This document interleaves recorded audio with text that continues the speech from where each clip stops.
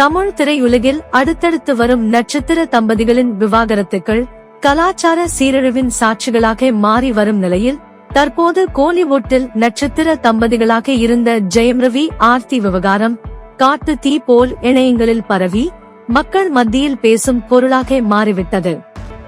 அந்த வகையில் தமிழ் சினிமாவில் தவிர்க்க முடியாத நடிகராக இருக்கும் ஜெயம் ரவி தனது ஆரம்பகால படங்களின் ரொமான்டிக் ஹீரோவாக வலம் வந்து பிறகு ஆக்ஷன் ஹீரோவாக மாறி மக்கள் மத்தியில் தனக்கென்று ஒரு இடத்தை பிடித்துக் கொண்டார். அதனைத் தொடர்ந்து பிரபல தயாரிப்பாளர் சுஜாதா விஜயகுமார் மகளான ஆர்த்தி மீது காதல் கொண்ட ஜெயம் ரவி தனது குடும்பத்தினர் சம்மதத்தோடு திருமணம் செய்து கொண்ட அன்பின் அடையாளமாக இவருக்கு 2 மகன்கள் இருக்கிறார்கள். ஜெயம் ரவி தனக்கு மாப்பிள்ளை ஆன பிறகு ஆர்த்தியின் அம்மா சுஜாதா அவரை வைத்து சில படங்களை தயாரித்திருந்தார். அது மட்டுமில்லாமல் தனது மாப்பிள்ளை நடிக்கக்கூடிய படங்களின் கதைகளை கூட அவர்தான் முதலில் கேட்பாராம். இதனால் சமீப காலமாக ஜெயம் ரவிக்கு தொடர் தோல்வி படங்கள் வந்ததால் தனது மாமியாரே படங்கள் தேர்வு செய்யும் விஷயத்தில் தலையிட வேண்டாம் என்று ஜெயம் ரவி சொல்லிவிட்டாராம். இந்த விஷயம் தொடர்பாக ஜெயம் ரவிக்கும் ஆர்த்திக்கு சில காலமாக பிரச்சனைகள் ஏற்பட்டு தற்போது விவாகரத்து வரை வந்துள்ளது. இந்த விவாகரத்து பற்றி மூத்த பத்திரிகையாளர் சபிதா ஜோசப் சில விஷயங்களை பகிர்ந்திருக்கிறார்.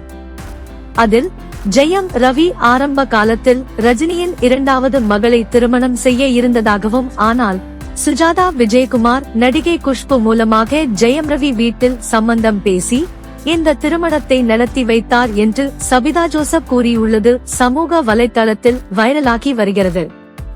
மேலும் எதிர்வரும் நாட்களில் ஜெயம் ரவி மற்றும் ஆர்த்தி விவகாரம் என்ன ஆகும் என்ற கேள்விக்குறியோடு சினிமா ரசிகர்கள் காத்திருக்கிறார்கள். தமிழ் சினிமாவின் முன்னணி இயக்குநர்களின் ஒருவராக இருக்கும் இயக்குனர் சங்கரின் மகள் அதிதி அவரின் அப்பாவின் பின்புலத்தை பயன்படுத்தி சினிமாவில் கஷ்டமே இல்லாமல் கதாநாயகி ஆகிவிட்டார். அதனால் இயக்குனர் முத்தையா இயக்கிய விருமன் திரைப்படத்தில் நடிகர் கார்த்திக்கு ஜோடியாக அறிமுகமான அதிதிக்கு முதல் திரைப்படத்திலேயே நல்ல வரவேற்பு கிடைத்தது.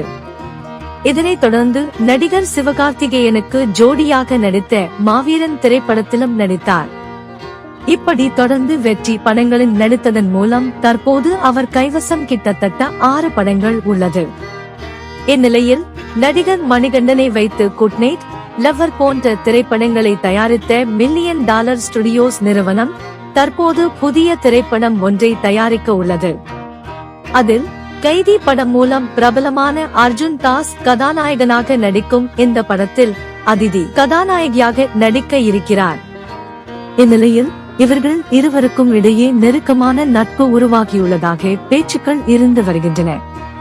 இதனைத் தொடர்ந்து பொது இடங்களுக்கு இவர்கள் ஒன்றாக சுற்றி வருவதாக கூறப்படுகிறது. இதனால் இவர்கள் இருவருக்கும் இடையே காதல் இருக்குமா என்று பேச்சுக்கள் இருந்து வருகின்றன. ஆனால் அதிதி சங்கர் தனக்கு காதல் மீதெல்லாம் பெரிதாக ஈடுபாடு இல்லை என்று பல பேட்டிகளில் கூறியிருக்கிறார். அதனால் இது நட்பு ரீதியான பழக்க வழக்கமாகத்தான் இருக்கும் என்று பேச்சுக்கள் ஒரு பக்கம் இருந்து வந்தாலும் இயக்குனர் சங்கர் இந்த செய்தியால் கொஞ்சம் கவலையில் இருப்பதாக சினிமா வட்டாரத்தில் கிசுகிசுக்கப்படுகிறது.